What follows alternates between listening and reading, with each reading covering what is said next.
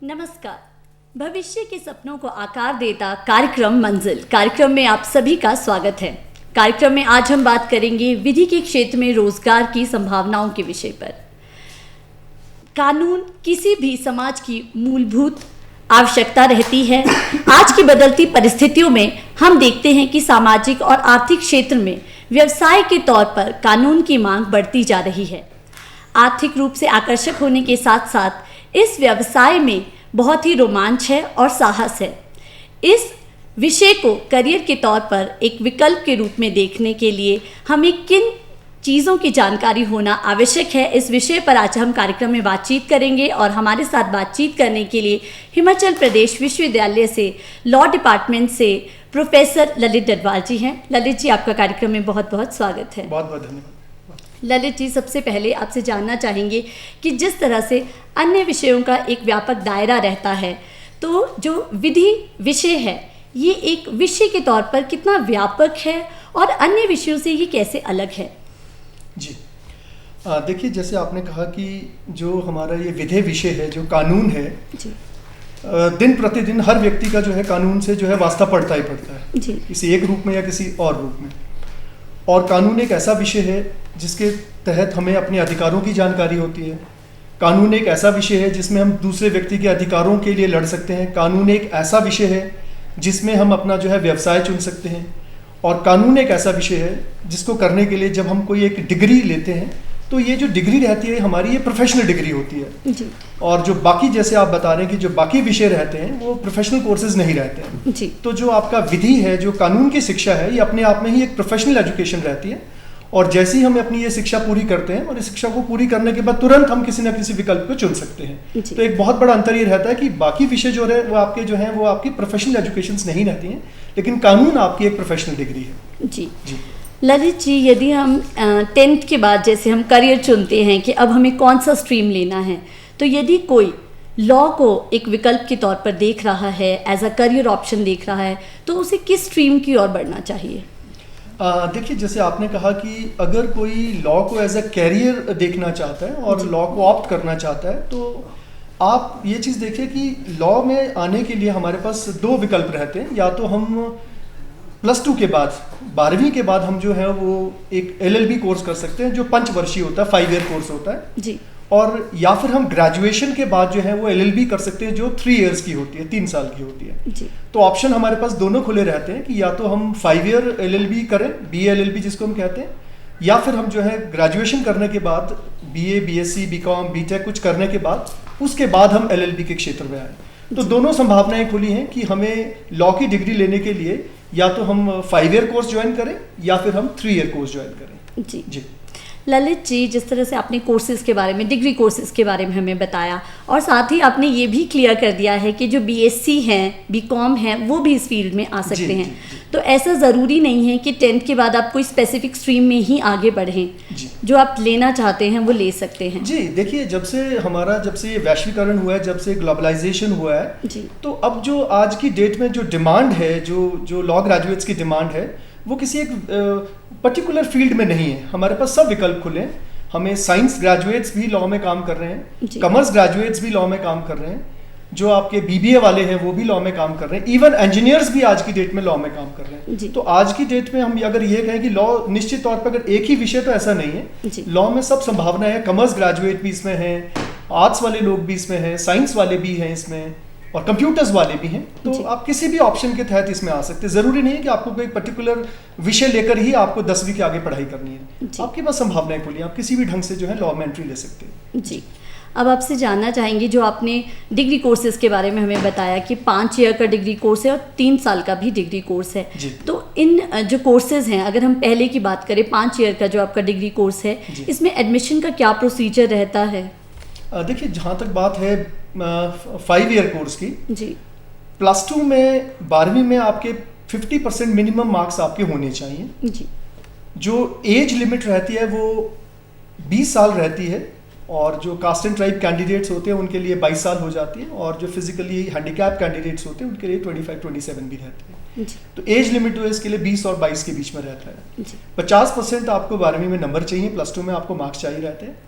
और जो आपका 5 ईयर कोर्स रहता है, जो 5 ईयर LLB कोर्स हमारा रहता है, इसमें ये डिपेंड करता है कि आप किस इंस्टीट्यूशन में एडमिशन लेना चाह रहे हैं। बिकॉज हमारे पास विकल्प खुले हैं, हमारे पास बहुत प्रकार के इंस्टीट्यूशंस हैं, बहुत सारे इंस्टीट्यूशंस हैं जहाँ पर हम ये BA LLB की पढ़ाई अपनी हम कर सकते हैं। सो ये डिपेंड करता है कि आप कौन से इंस्टीट्यूशन में अपनी जो है ये एजुकेशन कंप्लीट करना चाहते हैं।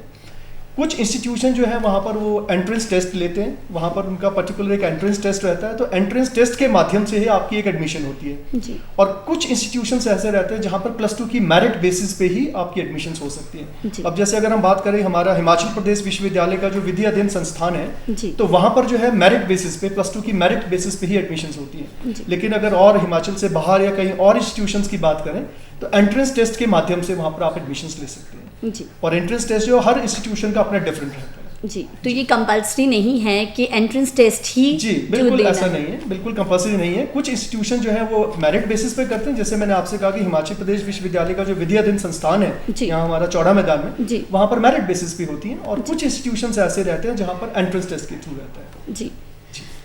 ललित जी, जो 3 इयर्स का हमारा डिग्री कोर्स है, इसमें क्या रहता है, किस तरह की क्वालिफिकेशन होनी चाहिए, क्या परसेंटेज रहना चाहिए और एडमिशन प्रोसीजर क्या रहता है? बिल्कुल, जहाँ तक हम बात करते हैं LLB 3 ईयर कोर्स की, देखिए LLB 3 ईयर कोर्स के लिए एक तो आपके पास बैचलर्स डिग्री होनी चाहिए, सबसे पहली बात जी। वो चाहे आपकी BA हो, BCom हो, BSc हो, BBA हो, BCA हो, BTech हो जी। तो एक तो आपके पास बैचलर्स डिग्री होनी चाहिए जो रिकॉग्नाइज्ड इंस्टीट्यूशन से होनी चाहिए। दूसरी बात यह है कि आपके मिनिमम 45% मार्क्स इसमें होने चाहिए, 45% आपके अंक होने चाहिए ग्रेजुएशन में, और जो कास्ट एंड ट्राइब कैंडिडेट्स होते हैं उनके लिए 40% जो है वो लोअर डाउन कर देते हैं हम, उनकी जो लिमिट है जी। जहाँ तक एज की बात है तो 26 साल जो है वो बॉयज़ के लिए रहती है और 28 ईयर्स जो है वो गर्ल्स के लिए रहती है, फीमेल्स के लिए रहती है, तो ये एज लिमिट उनके लिए रहती है जी। और कास्ट एंड ट्राइब और जो फिजिकली डिसेबल्स हैं उनके लिए एज जो है ये 29 चली जाती है जी। सो ये एज लिमिट रहती है। और जहाँ तक अगर आप ये बात करें कि LLB 3 ईयर में एडमिशन का प्रोसेस क्या है, सो बिल्कुल वही बात है कि कुछ इंस्टीट्यूशन जो है वो एंट्रेंस टेस्ट के थ्रू जो है वो बच्चों को एडमिट करते हैं और कुछ इंस्टीट्यूशंस जो है वो मेरिट के थ्रू जो है एडमिशंस करते हैं। तो विकल्प दोनों ही है कि कुछ वो इंस्टीट्यूशन टू इंस्टीट्यूशन डिपेंड करेगा कि आप अपनी एडमिशन कहाँ लेना चाह रहे हैं LLB की। सो 3 ईयर में मेरिट बेसिस पे भी हो सकता है और 3 ईयर में आपका जो है एंट्रेंस टेस्ट के थ्रू भी हो सकता है, दोनों ही विकल्प खुले जी। ललित जी, आप किस डिग्री कोर्स को जो है वो प्रेफर करेंगे, बिकॉज आप खुद जो हैं टीचिंग में हैं, तो अगर आप बच्चों को सजेस्ट करें तो वो कौन सा कोर्स रहेगा, 5 ईयर या 3 ईयर्स? जी देखिए, अब आज की डेट में जो हमारे इंटीग्रेटेड कोर्सेज हैं इसकी तरफ थोड़ा सा रुझान बढ़ा है बच्चों का। बिकॉज आप ये चीज़ देखिए कि जो आपकी LLB 5 ईयर है ये इमीडिएटली +2 के बाद होती है, 12वीं के बाद आपको 5 साल में डिग्री मिल जाती है जी।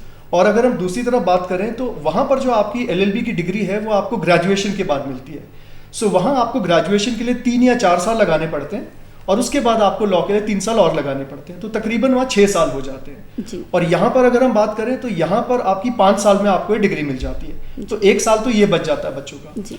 और दूसरी जो बड़ी अहम चीज़ है वो ये है कि +2 के बाद जब हम BA LLB की जब भी हम कोर्स की बात करते हैं तो वहाँ पर लॉ के साथ साथ आपको ह्यूमैनिटीज़ के बहुत सारे कोर्सेज पढ़ाए जाते हैं जिनका सीधा वास्ता जो है आपके लॉ के सब्जेक्ट से रहता है। सो उस समय आपको जो LLB की पढ़ाई के साथ साथ आपको ह्यूमैनिटीज़ के सारे सब्जेक्ट साथ पढ़ाए जाते हैं।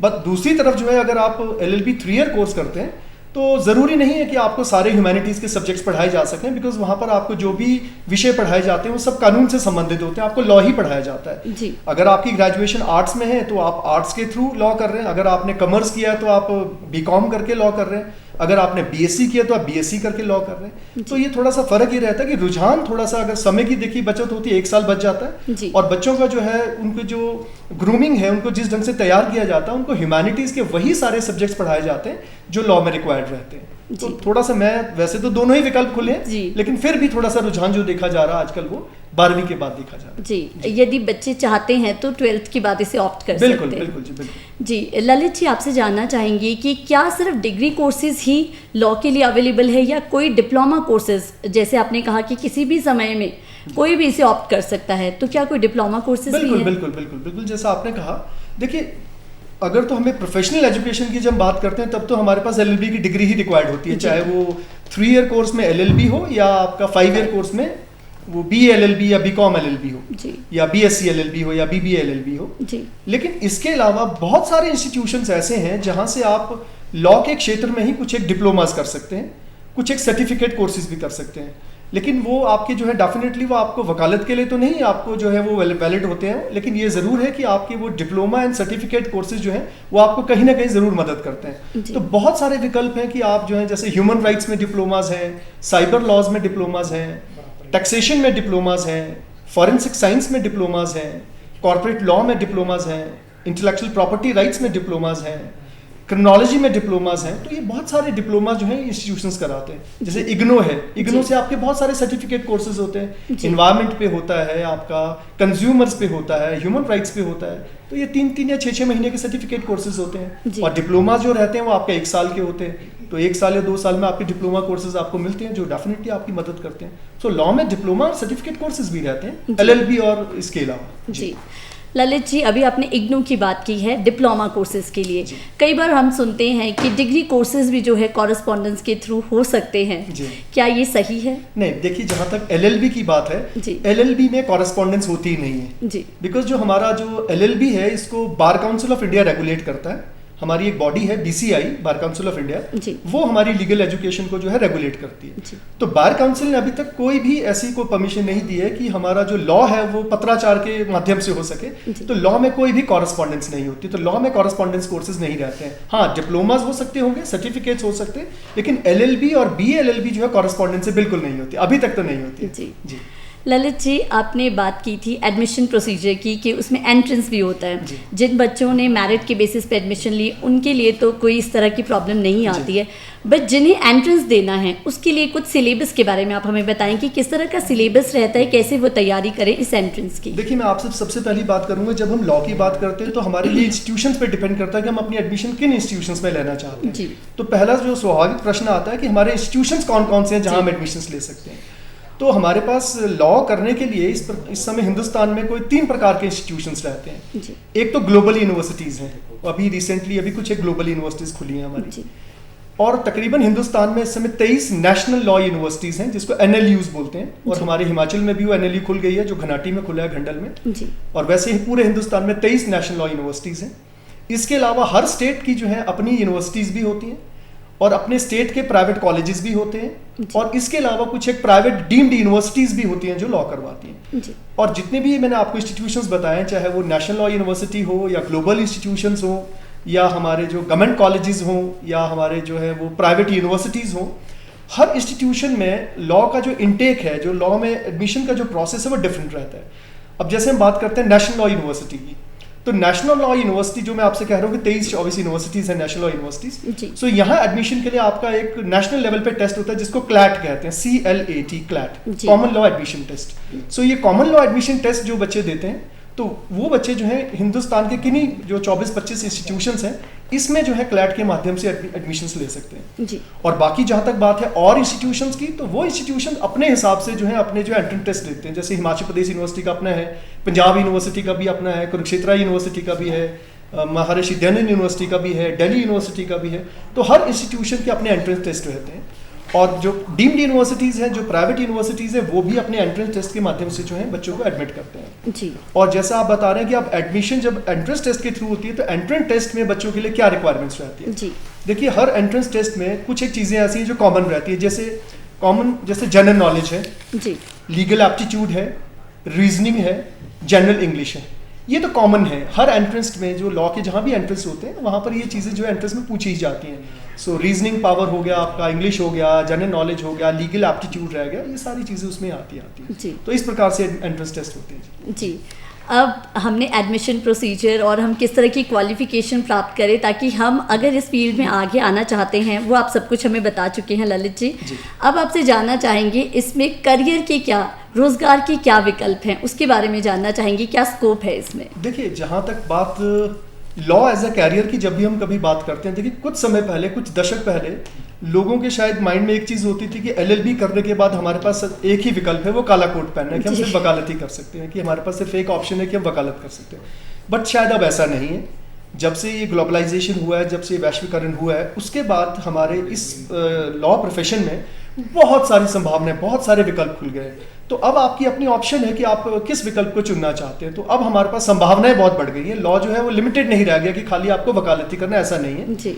अब जैसा आप पूछ रहे हैं कि क्या क्या ऑप्शन है, तो थोड़ा सा मैं इसको इस ढंग से कहना चाहूँगा कि एक तो गवर्नमेंट सेक्टर में बहुत सारे हमारे पास ऑप्शंस रहती हैं जी। कि जो भी कैंडिडेट्स LLB करते हैं, चाहे वो 3 ईयर है 5 ईयर है, तो वो गवर्नमेंट जॉब्स की तरफ भी जा सकते हैं जी। और जब हम गवर्नमेंट जॉब्स की बात करते हैं तो सबसे पहली जो विकल्प है वो है आपकी जुडिशरी, हम न्यायपालिका, हम जुडिशरी को ज्वाइन कर सकते हैं। तो जुडिशियल सर्विसेज में जो है आप जो है डायरेक्ट एंट्री ले सकते हैं और जुडिशरी जो रहती है ये स्टेट सब्जेक्ट मैटर है और हर स्टेट जो है वो अपने पब्लिक सर्विस कमीशन के थ्रू जो है वो जुडिशरी के एग्जाम्स लेता है। सो आफ्टर LLB या BA LLB आप जुडिशियल सर्विसेज जो है वो अपनी स्टेट की ज्वाइन कर सकते हैं। तो जुडिशियल सर्विसेज एक विकल्प खुल जाता है।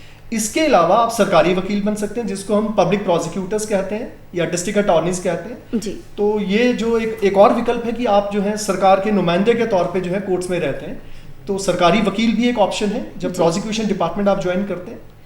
इसके अलावा देखिए जितने भी आपके जो ये गवर्नमेंट बैंक्स होते हैं, जितने भी आपके ये जो नेशनलाइज बैंक्स हैं, हर बैंक में जो है वो लॉ ऑफिसर्स की पोस्ट आती हैं और ये जो नेशनलाइज बैंक्स हैं ये IBPS के थ्रू, जो IBPS इनका एक सेटअप है जिसके थ्रू ये एग्जाम्स करवाते हैं। तो IBPS के थ्रू भी बहुत सारे जो है आप जो है टेस्ट दे करके जो है वो as a law officer banks में काम कर सकते हैं, इंश्योरेंस सेक्टर में आप काम कर सकते हैं।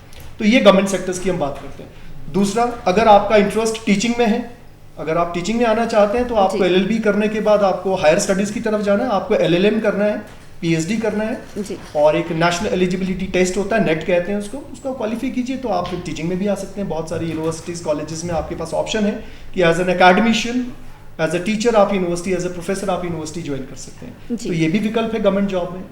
बहुत सारे जो कोर्ट्स रहते हैं, जैसे सुप्रीम कोर्ट है, हाई कोर्ट्स हैं, यहाँ पर आपके जुडिशियल क्लर्क्स लगते हैं, जुडिशियल जो असिस्टेंट्स होते हैं, तो जुडिशियल क्लर्क्स भी जो है बेसिकली वो भी लॉ ग्रेजुएट्स होते हैं। सो वहाँ पर भी हमारे पास ऑप्शन खुला है कि हम judicial as a judicial clerk भी जा सकते हैं। बहुत सारे जितने भी सरकारी गवर्नमेंट के जितने भी डिपार्टमेंट्स हैं, तकरीबन हर डिपार्टमेंट में लॉ ऑफिसर्स की पोस्ट रहती हैं। सो आप किसी भी डिपार्टमेंट को देखिए वहाँ लॉ ऑफिसर्स की पोस्टें आती हैं, लीगल एडवाइजर्स की पोस्टें आती हैं और जो हाई कोर्ट्स रहते हैं वहाँ पर हम एडिशनल एडवोकेट जनरल बन सकते हैं, एडवोकेट जनरल बन सकते हैं।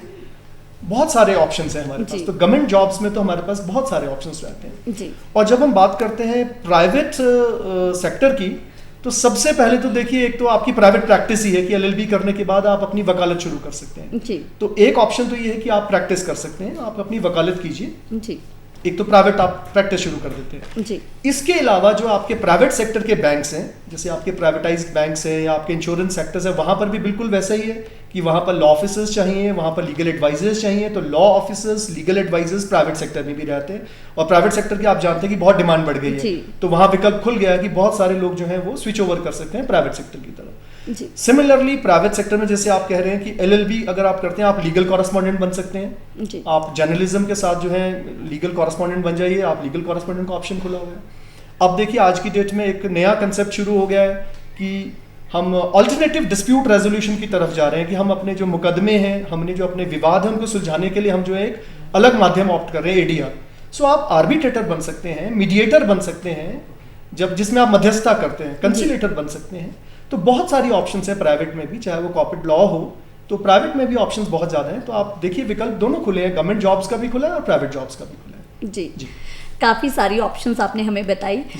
ललित जी, आपसे जानना चाहेंगे कि आर्मी, नेवी और एयरफोर्स में भी क्या जो विधि है वो एक अलग भूमिका निभाती है? बिल्कुल, आपने बहुत ही अच्छा प्रश्न पूछा। देखिए एक और चीज़ है कि जो हमारी आर्म्ड फोर्सेज हैं, जैसे हमारी आर्मी है, हमारी एयरफोर्स है, हमारी नेवी है, यहाँ पर भी लॉ ग्रेजुएट जो है वो एंटर कर सकते हैं।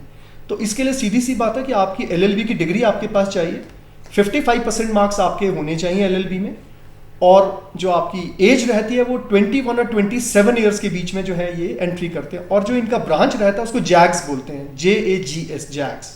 ये होता है जज एडवोकेट जनरल। सो आर्मी में एक सेपरेट ब्रांच है, जैग ब्रांच कहते हैं उसको। तो बहुत सारे जो लॉ ग्रेजुएट्स हैं ये आर्मी ज्वाइन करते हैं एंड ये अपना career as a lieutenant start करते हैं। फिर उसके बाद ये बिल्कुल कैप्टन है, फिर मेजर है, फिर सेकंड लेफ्टिनेंट कर्नल है, फिर कर्नल है, फिर ब्रिगेडियर है। तो बिल्कुल आर्मी जैसे ही इनको वहाँ ट्रीट किया जाता है। तो जैग्स एक सेपरेट ब्रांच है और जैग्स जो होता है बेसिकली ये SSB के थ्रू यहाँ पर एंट्री होती है और साल में एक बार इनकी एडवर्टीजमेंट आती है और सर्विस सिलेक्शन बोर्ड इनका रहता है और 2 स्टेजेस पे ये क्वालिफाई करवाते हैं। उसके बाद फिर ये मेडिकल रहता है और ये शॉर्ट सर्विस कमीशन होता है, 14 ईयर्स के लिए रहता है अभी तक जी। और जो जैक्स ब्रांच है ये बड़ा लिक्रेटिव है और बड़ा हाईली पेड है। आप आर्मी ज्वाइन कर रहे हैं और आर्मी में आप उसी पद पे हैं जैसे पद पे और लोग होते हैं, तो जैक्स ब्रांच जो है ये बहुत ही अच्छा जो है कैरियर है और आर्मी में आप अपनी सेवाएं दे सकते हैं, जहां पर आप कोर्ट मार्शल्स करते हैं, जहां पर आप कोर्ट केसेस देखते हैं जो आर्मी के होते हैं, तो जैक्स ब्रांच भी विकल्प खुला और ये महिलाओं के लिए भी है, मेल फीमेल्स दोनों के लिए है, दोनों ही इसमें जा सकते हैं। और इसमें 49 वीक्स की ट्रेनिंग होती है और ये 49 वीक्स की ट्रेनिंग जो है OTA चेन्नई में है, ऑफिसर्स ट्रेनिंग एकेडमी है चेन्नई में, सो वहां पर ये ट्रेनिंग होता है और उसके बाद 49 वीक्स के बाद आप बिल्कुल आर्मी में आ जाते हैं। तो जैक्स एक नई ब्रांच है और जैक्स में भी जाया जा सकता है। जी ललित जी, यदि कोई कानून या विधि में अपना करियर सफल बनाना चाहता है तो किन कौशलों या स्किल्स की हम बात करें उसके अंदर होना ज़रूरी है? देखिए ये तो हर व्यक्ति पे उसकी जो क्वालिटीज़ हैं, उसके जो स्किल्स हैं, हर डिफर करते हैं, हर आदमी का अलग अलग होते हैं, बट फिर भी कुछ एक चीज़ें ऐसी हैं जो होनी चाहिए। जैसे आपके ओरल और कम्युनिकेशन स्किल्स आपके बहुत अच्छे होने चाहिए, आप फ्लुएंट होने चाहिए, आपकी जो ओरल स्किल्स हैं वो अच्छे होने चाहिए, आपका जो व्यवहार बातचीत करने का तरीका है वो अच्छा होना चाहिए। बातचीत इन द सेंस कि कोर्ट में आप अपनी दलील रख सके, समझा सके किसी चीज़ को, तो ओरल और कम्युनिकेशन स्किल्स आपके अच्छे होने चाहिए। रिटन स्किल्स भी आपके पास बहुत अच्छे होने चाहिए कि आपके राइटिंग स्किल्स बहुत अच्छे हों, बिकॉज जब भी हम चाहे गवर्नमेंट जॉब्स में जाएँ या प्राइवेट सेक्टर में आएँ, सो वहाँ पर हमें जो है अपने ड्राफ्टिंग्स करनी पड़ती हैं, लॉ को लिख के देना पड़ता है, तो राइटिंग स्किल्स भी बहुत अच्छी चाहिए जी। इसके अलावा आपकी जो एनालिटिकल और जो क्रिटिकल थिंकिंग है, जो आपकी सोच है, जो क्षमता है, वो बहुत अच्छी होनी चाहिए। आपकी प्रेजेंस ऑफ माइंड बहुत अच्छी होनी चाहिए, आपकी रीजनिंग पावर बहुत अच्छी होनी चाहिए। तो ये कुछ एक चीज़ें हैं कि आपका रीजनिंग पावर अच्छा हो, आपके अंदर जो है ओरल स्किल्स अच्छे हों, राइटिंग स्किल्स अच्छे हों, बाकी पेशेंस चाहिए, हार्डवर्क तो करना ही पड़ेगा, मेहनत तो करनी ही पड़ेगी आपको जी। कॉर्पोरेट लॉयर्स के बारे में कुछ जानना चाहेंगे कि ये किस तरह से कार्य करते हैं और क्या इनका कार्य रहता है? जी, अब देखिए जैसे मैंने शुरू में कहा कि प्राइवेट सेक्टर में अब कॉर्पोरेट लॉयरिंग जो है एक नया विकल्प निकला है आज की डेट में, और जिसको हम कई बार जो है ये मान के चलिए कि जब, बिकॉज हमें मालूम है कि आज की डेट में प्राइवेट सेक्टर जो है वो ग्रो हो रहा है, प्राइवेट सेक्टर ज़्यादा हो गया है, तो जितनी भी इंडस्ट्रीज़ हैं, जितनी भी आपकी जो है मल्टीनेशनल कॉर्पोरेशंस हैं, जितनी भी आपकी फर्म्स हैं, इंडस्ट्रीज़ हैं, सब जगह जो है उनको अपने लीगल मैटर्स के लिए जो है लॉयर्स चाहिए। तो ये जो लॉयर्स हैं ये सारे के सारे जो हैं ये as a corporate lawyer in industries में, इन फर्म्स में, इन कंपनीज में अपनी सेवाएं देते हैं और ये बड़ा हाईली पेड रहता है। सो कॉर्पोरेट लॉयरिंग एक आपका नया विकल्प है कि आप प्राइवेट सेक्टर में एज अ कॉर्पोरेट लॉयर आप ये काम कर सकते हैं और इसमें आप सारे काम उनके करते हैं, जो भी एक MNC की रिक्वायरमेंट है, जो भी एक किसी कंपनी की रिक्वायरमेंट है, किसी इंडस्ट्री की रिक्वायरमेंट है, और कॉर्पोरेट लॉयरिंग में आप उनके सारे काम करते हैं, लाइजनिंग भी करते हैं, आप उनके लीगल कॉन्ट्रैक्ट्स भी बनाते हैं, डीड्स भी बनाते हैं, नेगोशिएशंस भी करते हैं। So corporate lawyering is also very good, ये बहुत हाईली पेड जो है एक ऑप्शन है हमारे पास जी। आप लॉयर्स की बात कर रहे हैं, एक प्रश्न सभी के मन में रहता है कि लॉयर्स और एडवोकेट, क्या ये दोनों सेम ही वर्ड्स हैं, इनका मतलब सेम ही है, ये कार्य सेम ही है? तो ये आपसे जानना चाहेंगे। देखिए एक चीज़ बड़ी क्लियर हो जाती है कि चाहे आप लॉयर कहें या एडवोकेट कहें, तो आपके पास डिग्री तो लॉ की होनी चाहिए जी। कई बार ऐसा कहा जाता है कि अगर आप अभी LLB कर ही रहे हैं तब भी आपको कई लोग लॉयर कहते हैं, लेकिन जो बेसिक डिफरेंस है, देखिए हर एडवोकेट लॉयर होता है लेकिन हर लॉयर एडवोकेट नहीं होता है। मैं इस बात से आपको समझाऊंगा कि हर एडवोकेट तो लॉयर है बट हर लॉयर एडवोकेट नहीं। तो लॉयर्स जो रहते हैं तकरीबन, ये ज़रूरी नहीं है कि ये कोर्ट्स में प्रैक्टिस करें और ये ज़रूरी नहीं है कि अपने क्लाइंट्स के केसेस को लेकर के ये कोर्ट में दलीलें दें, लेकिन जो एडवोकेट होता है वो तो एडवोकेट्स एक्ट 1961 के तहत उसको रजिस्टर करवाना पड़ता है, उसे बाकायदा लाइसेंस मिलता है और वो जो लाइसेंस है उसको वैलिड करता है कि वो हिंदुस्तान की किसी भी अदालत में जो है किसी के लिए खड़ा हो सकता है। तो वो एडवोकेट जो होता है वो अपने क्लाइंट्स को रिप्रेजेंट करता है और कोर्ट्स में जो प्रैक्टिस करता है। लेकिन लॉयर्स जो रहते हैं, जैसे आपने कॉर्पोरेट लॉयर कहा, तो कॉर्पोरेट लॉयर में जो होते हैं वो अपने ऑफिसेज में काम कर रहे हैं, वो ज़रूरी नहीं है कि वो कोर्ट में जाकर के काम करते हैं, वो डीड्स बनाते हैं, अपने कॉन्ट्रैक्ट्स बनाते हैं, एग्रीमेंट्स बनाते हैं, नेगोशिएशंस करते हैं। सो लॉयरिंग जो है वो ज़रूरी नहीं है कि आपकी जो है वो कोर्ट के थ्रू ही हो, लेकिन एडवोकेट वर्ड जो है वो एडवोकेट्स एक्ट 1961 के तहत अगर आप रजिस्टर होते हैं किसी बार काउंसिल में, स्टेट बार काउंसिल में, तो बाकायदा आपको लाइसेंस मिलता है और अब आप ऑथराइज्ड हो जाते हैं कि आप वकालत कर सकते हैं। सो उसको हम एडवोकेट कहते हैं जी। तो ये इसमें डिफरेंस रहता है दोनों, थोड़ा सा डिफरेंस है, मामूली से बट है जी, कुछ डिफरेंस है। हम अपने जो हमारे दर्शक जो नए एस्पिरेंट्स हैं, जो विधि को ज्वाइन करना चाहते हैं, इसमें अपना करियर बनाना चाहते हैं, उनके लिए आप क्या सुझाव देंगे, किस तरह की एडवाइस रहेगी? देखिए जहाँ तक जो भी एस्पायरेंट्स हैं, जो भी लोग लॉ को एज ए अपना ऑप्शन यूज़ करना चाहते हैं, देखिए आपको अपनी क्षमताओं का मालूम रहता है। सबसे पहली बात तो मैं ये कहूँगा कि आपको खुद मालूम होना चाहिए कि आपको करना क्या है, आप LLB में क्यों आना चाहते हैं, चाहे आप +2 के बाद LLB में आते हैं या आप ग्रेजुएशन के बाद LLB में आते हैं, आपने करना क्या है। आप ये पहले क्लियर, बच्चों के माइंड में पहले क्लियर होना चाहिए, जो भी लॉ करना चाहता है उसको क्लियर होना चाहिए। अब अगर आपने जैसे जुडिशियल सर्विसेज की तरफ जाना है तो आपका रुझान जो है शुरू से ऐसा होना चाहिए कि आप अपने आप को वैसे ही तैयार कीजिए। अगर आपने प्रैक्टिस करनी है तो आपका रुझान ऐसा होना चाहिए कि आपको उसी तरफ जाना है। अगर आपने जो है बाकायदा, मान लीजिए अगर आपने जो है प्राइवेट कॉर्पोरेशंस की तरफ जाना है, कॉर्पोरेट लॉयरिंग में जाना है, तो आपका रुझान वैसा होना चाहिए। ये डिपेंड करता है कि आपने LLB डिग्री करने के बाद जो है किस ऑप्शन को आपने ऑप्ट किया। जैसे उदाहरण के तौर पे अगर मैं कहूँ कि आपको प्राइवेट सेक्टर में जाना है, मुझे लगता है आज की डेट में अगर आपको प्राइवेट सेक्टर में जाना है तो आपके बहुत सारे स्किल्स आप में होने चाहिए। जैसे मैंने आपसे कहा कि आपकी कम्युनिकेशन स्किल्स अच्छे होने चाहिए, आपकी जो फ्लुएंसी अच्छी होनी चाहिए, आपकी इंग्लिश अच्छी होनी चाहिए, आपको जो है वो कंप्यूटर लिटरेसी मालूम होना चाहिए, आपको बिल्कुल कंप्यूटर्स आना चाहिए बिल्कुल अच्छी तरह से, बिकॉज उसके बिना तो बात ही नहीं बनेगी वहाँ पर। सो उस ढंग से है। बाकी तो आपको मेहनत तो करनी ही पड़ेगी, चाहे आप किसी भी ऑप्शन को लीजिए। जी ललित जी, आप कार्यक्रम में आए और इतनी अच्छी जानकारी हमें दी कि क्या करियर ऑप्शंस है विधि के क्षेत्र में, इसके लिए आपका बहुत बहुत धन्यवाद। आज कार्यक्रम में हमारे साथ थे हिमाचल प्रदेश विश्वविद्यालय के लॉ डिपार्टमेंट से प्रोफेसर ललित डडवाल जी, जिनसे हमने जाना कि विधि में किस तरह से रोजगार की बहुत सी संभावनाएं हैं। आज कार्यक्रम में बस इतना ही। एक नए विषय के साथ फिर हाजिर होंगे, तब तक दीजिए इजाजत। नमस्कार।